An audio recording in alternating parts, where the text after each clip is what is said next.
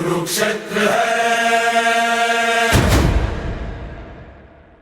कुरुक्षेत्र है। कुरुक्षेत्र की रणभूमि जल रही थी। आकाश बाणों से ढक चुका था।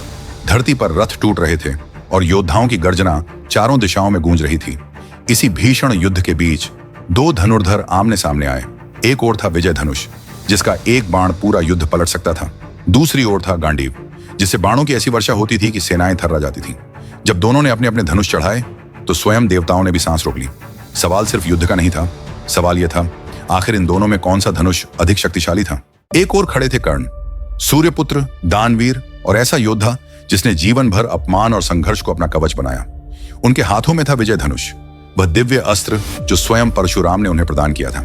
शास्त्रों में कहा गया, विजय धनुष से छोड़ा गया बाण लक्ष्य चूकता नहीं। यह धनुष युद्ध के लिए नहीं, निर्णय के लिए बना था। एक बाण और शत्रु को संभलने का अवसर भी न मिले। कर्ण का हर प्रहार भारी, सीधा और विनाशकारी होता था, मानो एक वार, एक अंत। दूसरी ओर खड़े थे अर्जुन, पांडवों के सबसे महान धनुर्धर और श्री कृष्ण के प्रिय सखा। अर्जुन के हाथों में था गांडीव, वह दिव्य धनुष जो स्वयं इंद्र द्वारा दिया गया था। गांडीव की शक्ति अलग थी। यह एक साथ सैकड़ों बाण छोड़ सकता था, बिना थकान, बिना रुके। जहां विजय धनुष एक बार में परिणाम लाता था, वहीं गांडीव लगातार दबाव बनाकर पूरी रणभूमि पर नियंत्रण करता था।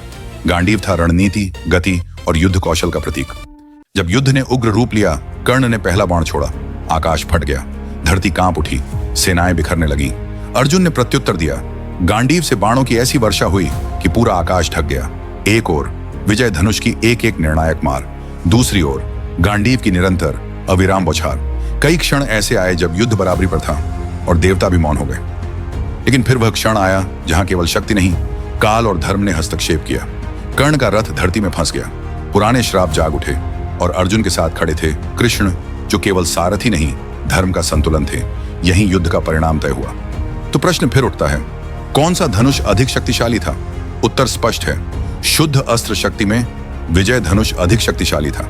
लेकिन रणभूमि में निर्णायक बनने में गांडीव आगे सिद्ध हुआ, क्योंकि महाभारत में विजय केवल अस्त्र नहीं, धर्म और काल तय करते हैं। कर्ण पराजित हुए, लेकिन विजय धनुष कभी कमजोर नहीं था, और अर्जुन विजयी हुए क्योंकि उनके साथ धर्म खड़ा था।